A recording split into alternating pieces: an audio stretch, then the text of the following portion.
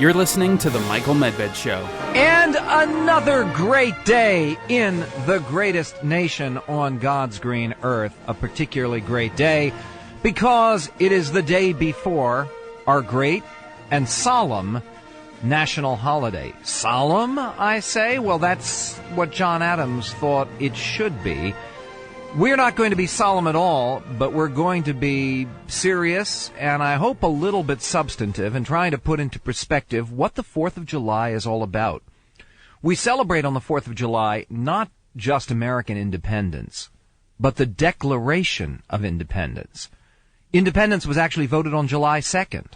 John Adams thought July 2nd would be the day that everybody celebrated, not July 4th.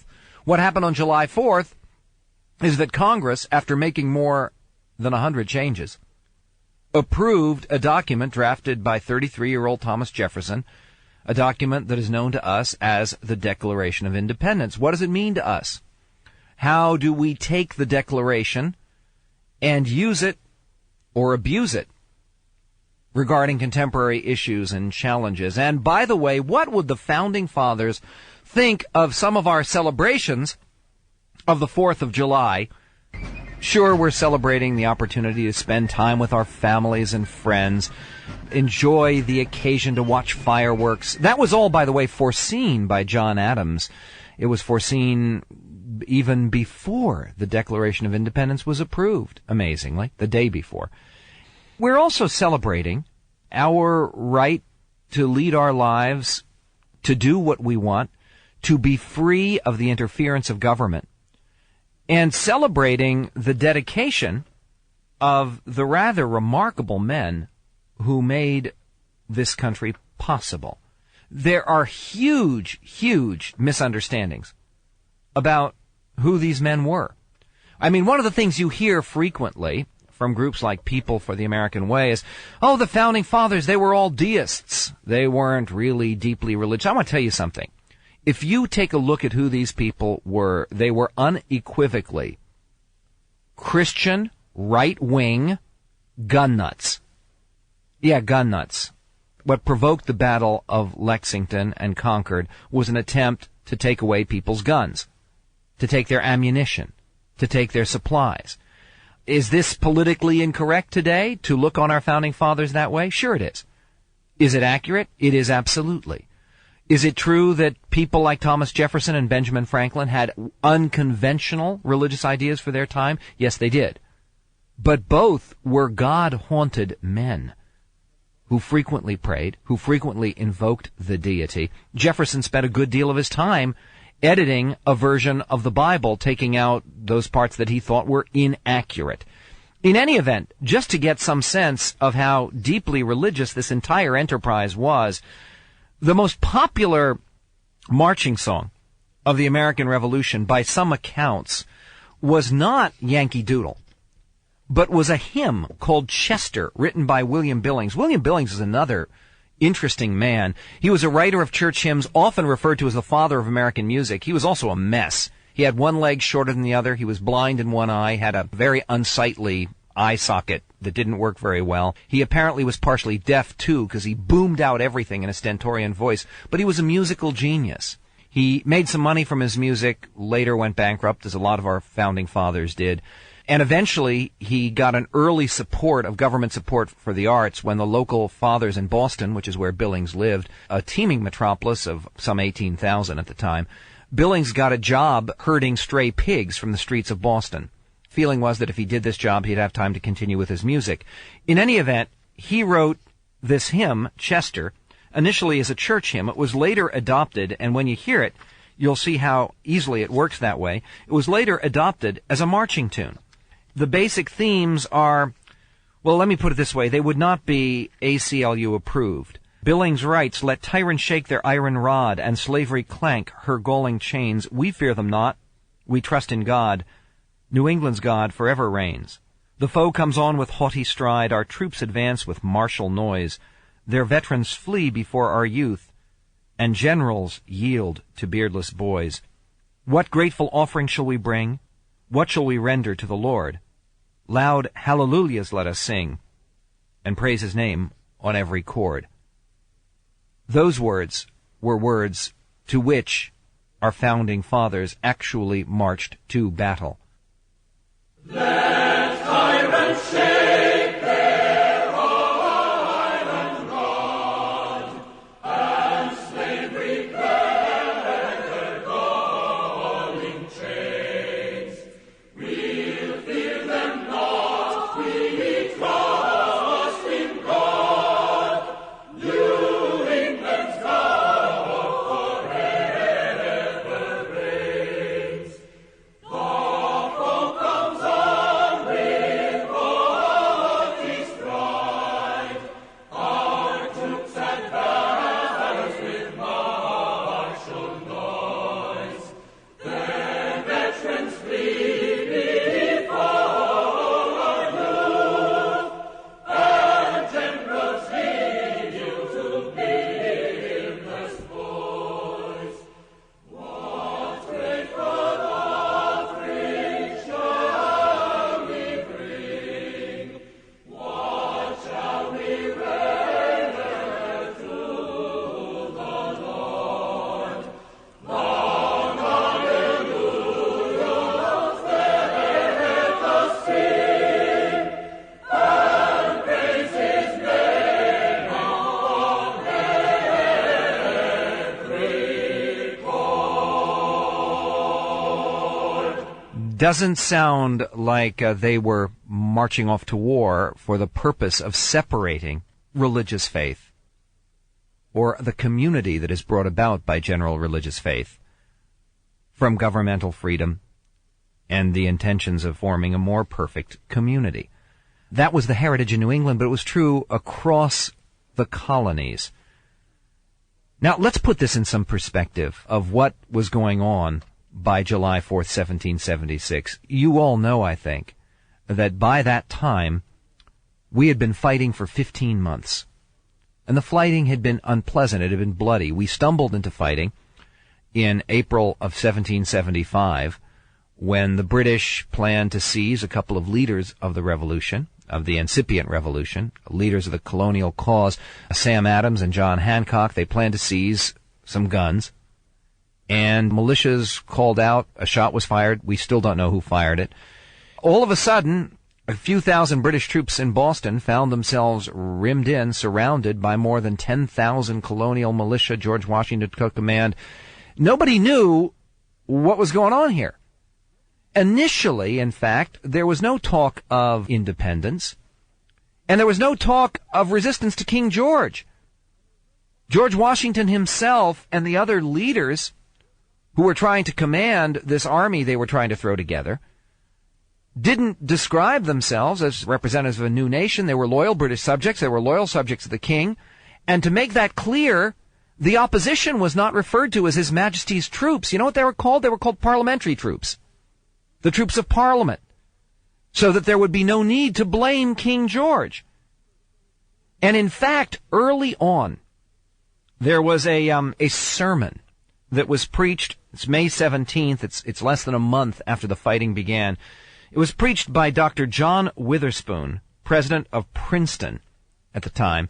He's a minister. It used to be traditional, of course, to have ministers presidents of your major colleges. And that sermon capsulizes, I mean, absolutely brilliantly, the outlook of so many of the founding fathers. John Witherspoon plays a key and dramatic role later in the history of the Declaration of Independence. Anyway, in his sermon, which was reprinted all across the colonies, he says, "While we give praise to God, the supreme disposer of all events, for His interposition on our behalf, let us guard against the dangerous error of trusting in or boasting of an arm of flesh. What follows from this? That He is the best friend to American liberty, who is most sincere and active in promoting true and undefiled religion, and who sets himself with the greatest firmness to bear down on profanity and immorality of every kind. Whoever is an avowed enemy of God, I scruple not to call him an enemy to his country." John Witherspoon, signer of the Declaration of Independence, president of Princeton College. Need a laptop that's built to perform and designed to last all day? Select Windows 11 PCs starting at $499.99 are now at Best Buy. Learn more at bestbuy.com. Best Buy. Imagine that. Michael Medved back with you through the long spring and summer, fall and winter of 1775. There is a huge struggle going on in the far-flung American colonies. By the way, this was not just remote little backwoods settlements, though part of the colonies were that. 3 million people lived in the American colonies. Philadelphia was considered a big town.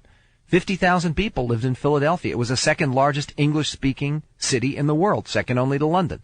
No other British city was as big as Philadelphia. Philadelphia was considered a center of civilization.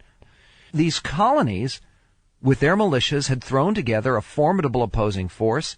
They managed to drive the British out of Boston, partially through the military skill of General Washington, a former militia colonel from Virginia, from the French and Indian War, who took command.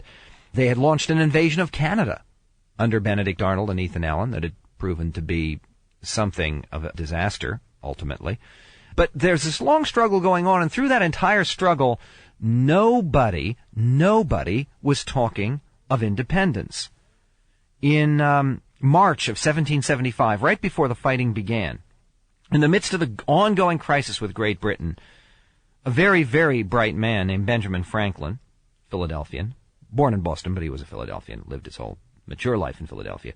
Benjamin Franklin assured Lord Chatham, that was, of course, the great British statesman William Pitt, quote, "I have never heard in any conversation from any person, drunk or sober, the least expression of a wish for a separation or hint that such a thing would be advantageous to America." John Adams, called the Atlas of American Independence, who made himself obnoxious by his own account in the Continental Congress by pushing for independence. Late in his life, and he lived to be 88 years old, Adams said, "For my part, there was not a moment during the Revolution when I would not have given everything I ever possessed for a restoration to the state of things before the contest began."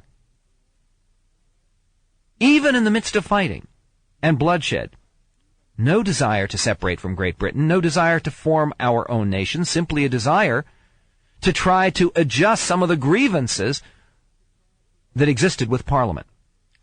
In fact, George Washington himself, on his way to Philadelphia in the spring of 1776, he's already General-in-Chief of the Armies, spoke to a clergyman in Maryland, Jonathan Boucher, and said, "If I ever heard of his joining in any such measures as independence, I had his leave to set him down for everything wicked." A few weeks later, Washington himself told the New York Provincial Congress, quote, "Every extension of my worthy colleagues and myself will be equally extended to the reestablishment of peace and harmony between the mother country and these colonies." So what happened? Here you have Washington, Adams, Franklin, virtually every American patriot talking about their desire to maintain the connection with Great Britain, to remain loyal subjects of His Regal Majesty King George III, and then a year later, there's a declaration of independence, of separation, of dissolution that is said to be eternal. What happened? Who was responsible, above all, for the change? It's one man. His name wasn't Washington, and his name wasn't Franklin, and his name wasn't Adams. His name wasn't Jefferson. Who was it? There's only one person who was responsible for pushing the colonists from a feeling of reconciliation to a feeling that independence was necessary. His first name was George. His last name was Hanover. He was the King of England. His remarkable ineptitude, his stubbornness, his unassailable stupidity, his tragic stupidity, pushed the colonists from a position of seeking reconciliation to a position of declaring independence. What am I talking about here? Well, shortly after the war broke out and fighting began, two extraordinary writers named Thomas Jefferson and John Dickinson. John Dickinson was called the penman of the Revolution. He wrote letters from a Pennsylvania farmer. He was an amazing guy. We'll talk about him a little bit more later. Wrote a declaration of the causes and necessity of taking up arms. July 6th, 1775, almost exactly a year before the Declaration of Independence. And they wrote, "Our cause is just. Our union is perfect. Our internal resources are great, and if necessary, foreign assistance is undoubtedly attainable. We gratefully acknowledge, as signal instances of the divine favor towards us, that his providence would not permit us to be called into the severe controversy until we were grown up to our present strength. And then they write, lest this declaration should disquiet the minds of our friends and fellow subjects in any part of the British Empire, we assure them that we mean not to dissolve that union, which has so long and so happily subsisted between us, and which we sincerely wish to see restored. We have not raised armies with ambitious designs of separating from Great Britain and establishing independent states. We fight not for glory or for conquest. We exhibit to mankind the remarkable spectacle of a people attacked by unprovoked enemies without any imputation or even suspicion of offenses. With an humble confidence in the mercies of the supreme and impartial judge and ruler of the universe, we most devoutly implore his divine goodness to protect us happily through this great conflict. Then that was followed 2 days later by a petition addressed to the King's most excellent majesty, giving King George an opportunity to reconcile. It's called the Olive Branch Petition. The response to it doomed the cause of reconciliation. We'll tell you how when we return.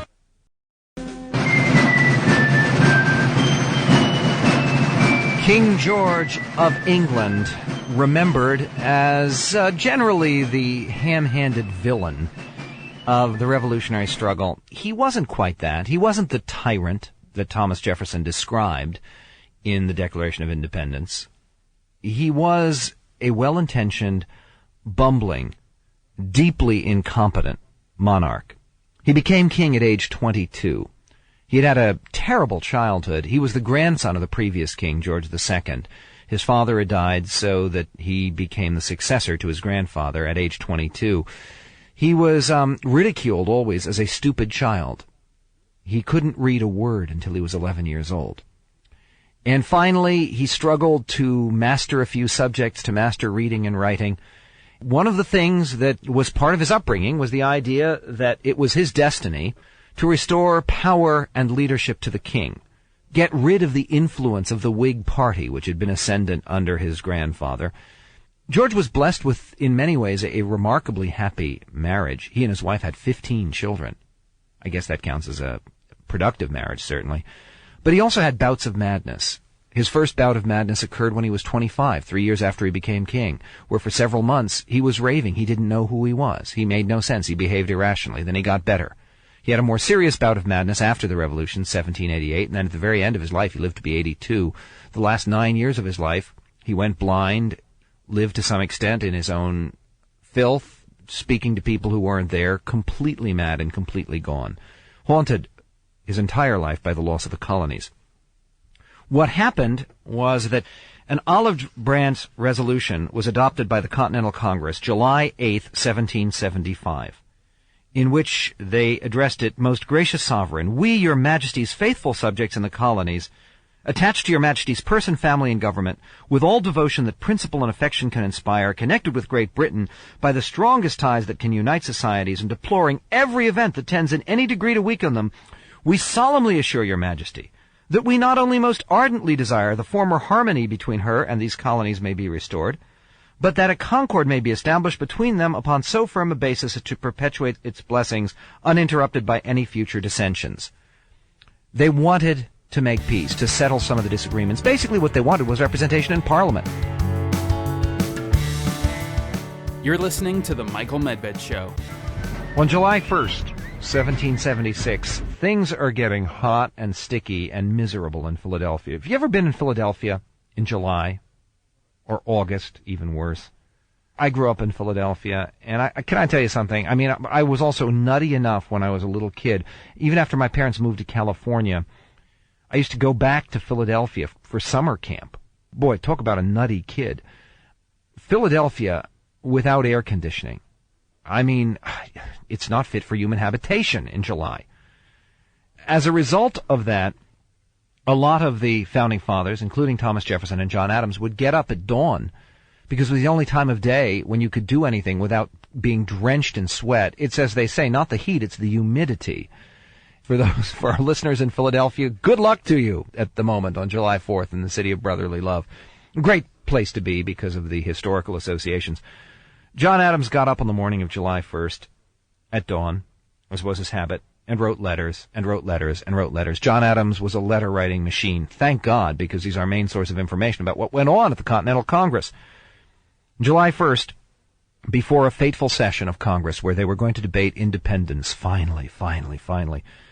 Adams wrote to Samuel Chase, later a justice of the Supreme Court, wrote to Samuel Chase in Maryland, "If you imagine that I expect this declaration will ward off calamities from this country, you are much mistaken. A bloody conflict we are destined to endure. This has been my opinion from the beginning.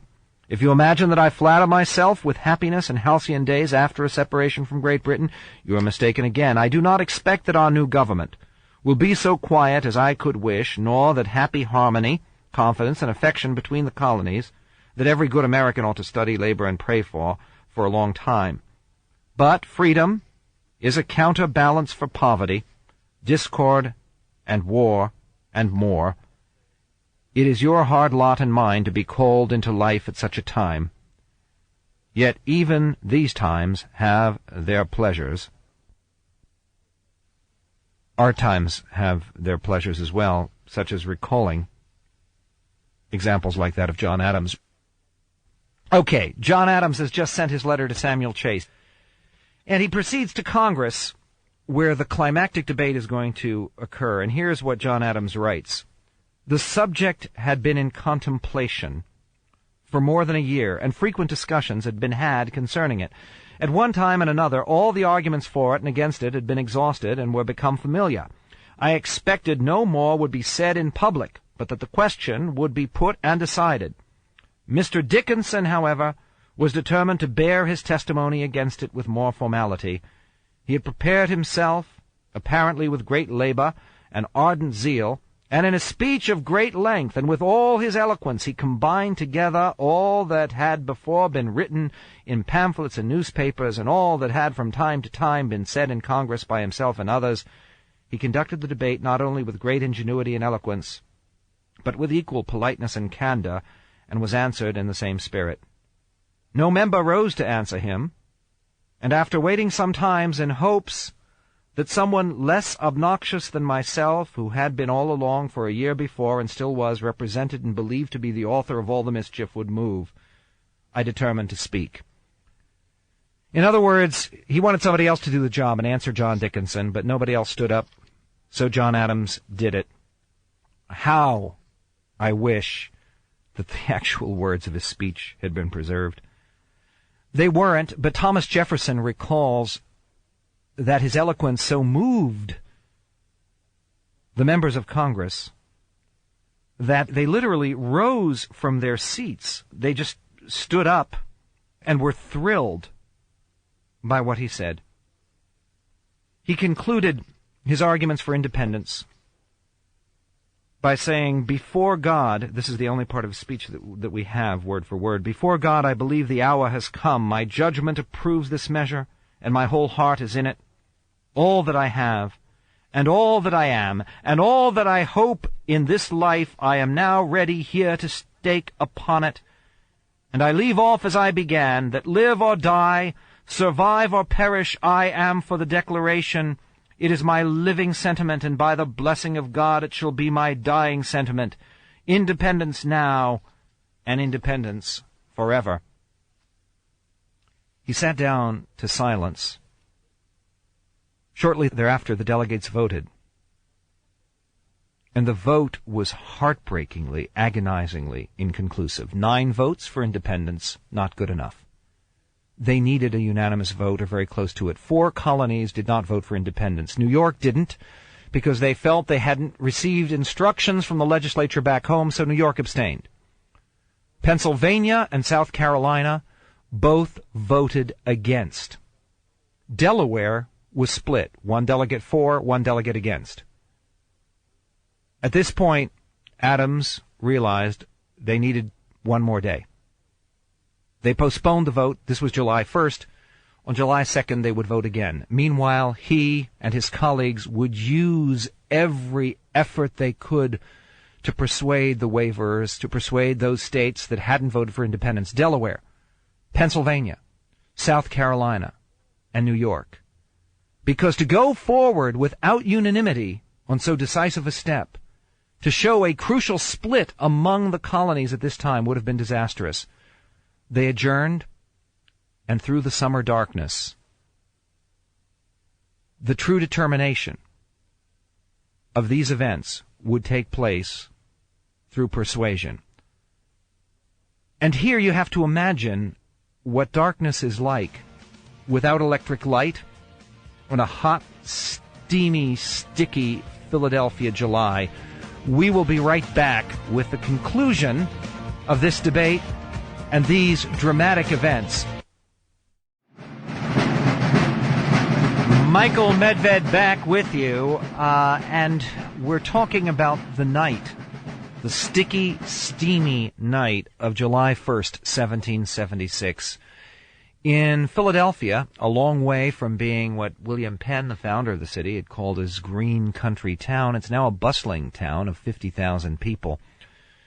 One of the things you need to envision is what life was like without electric lights. Ever been to Colonial Williamsburg? It is a great, great place to go with your family. In fact, I cannot think of a better place for a family vacation. Next time you think about going to Disney World is fun.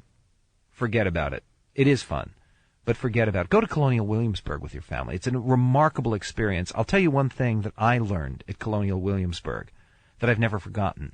They have evening programs there.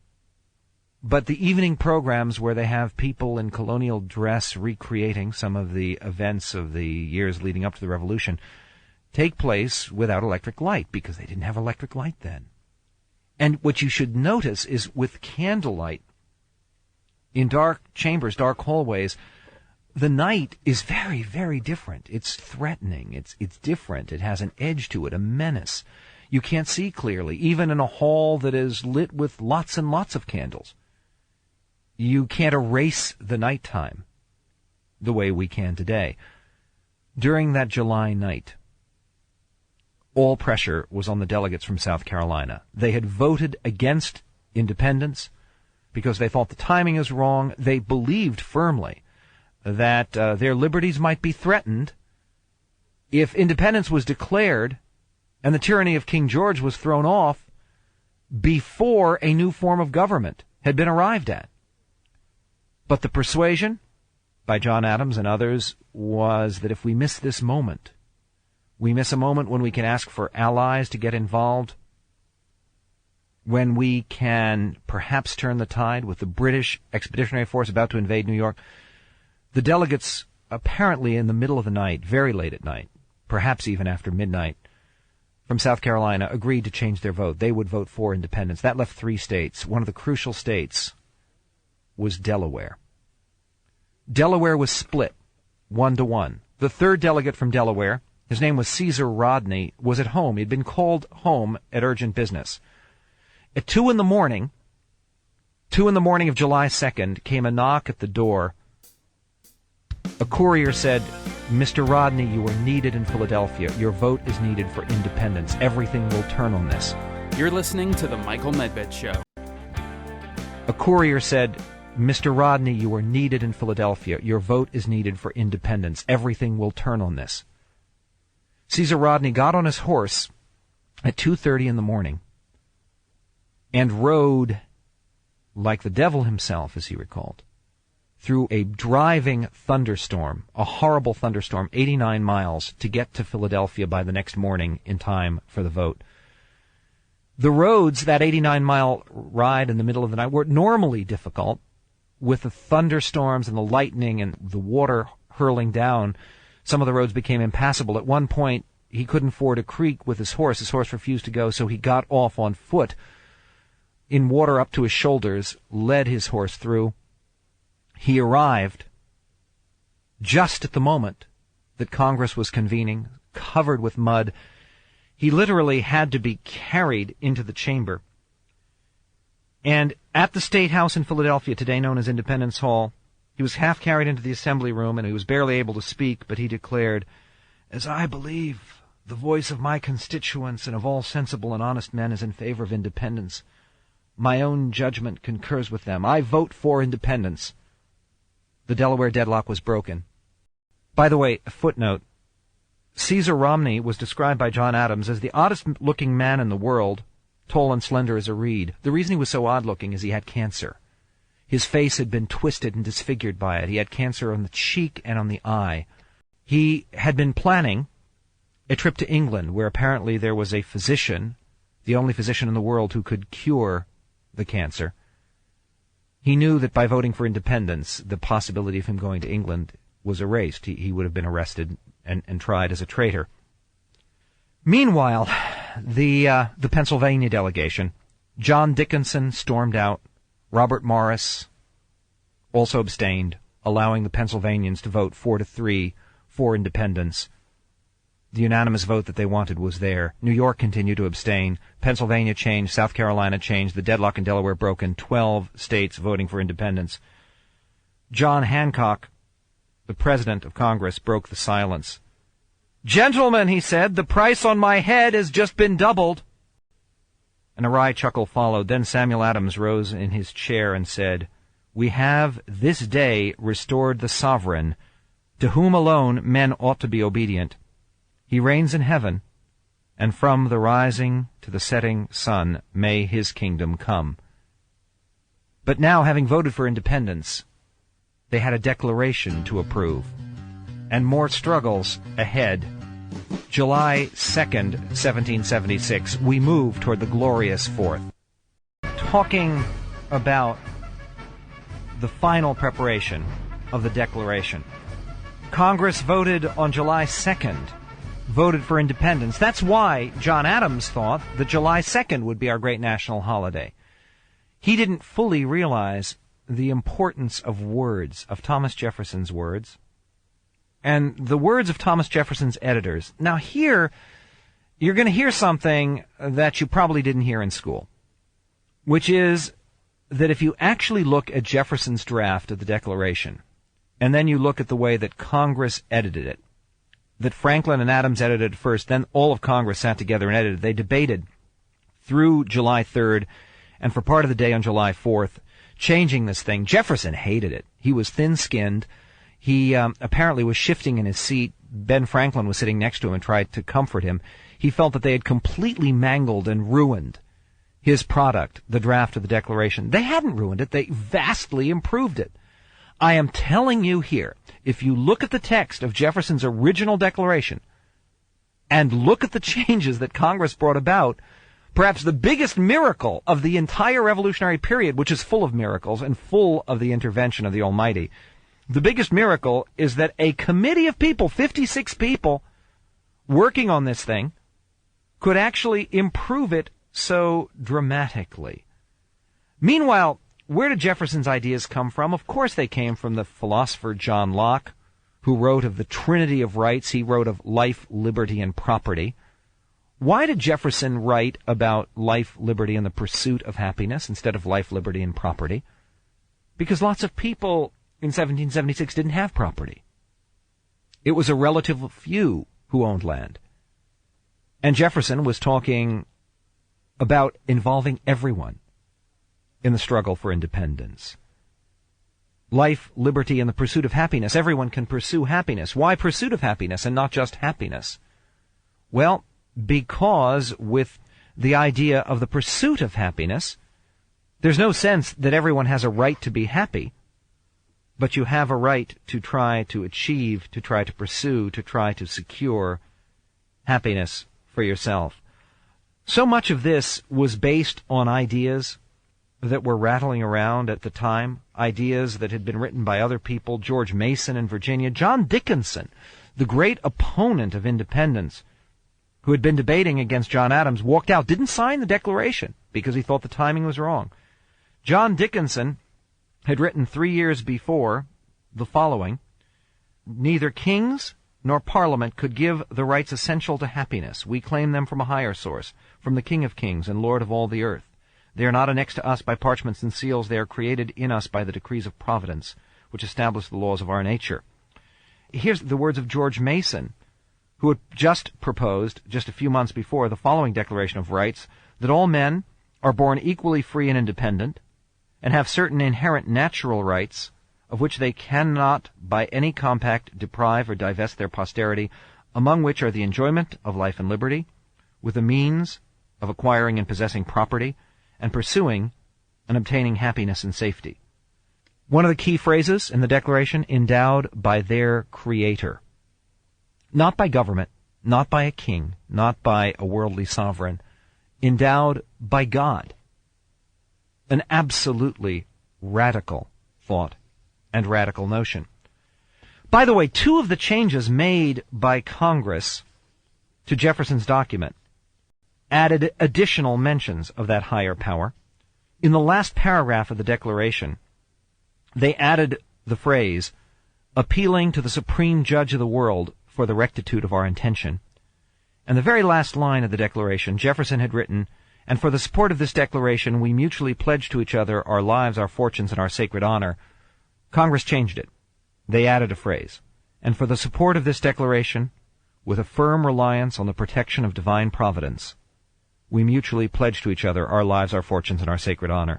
The key thing they deleted from Jefferson's draft was a condemnation of slavery. And of course, this is pointed to by many critics of the Founding Fathers as evidence of the fact that these guys were hypocrites. Here they're talking about freedom, but they won't condemn slavery.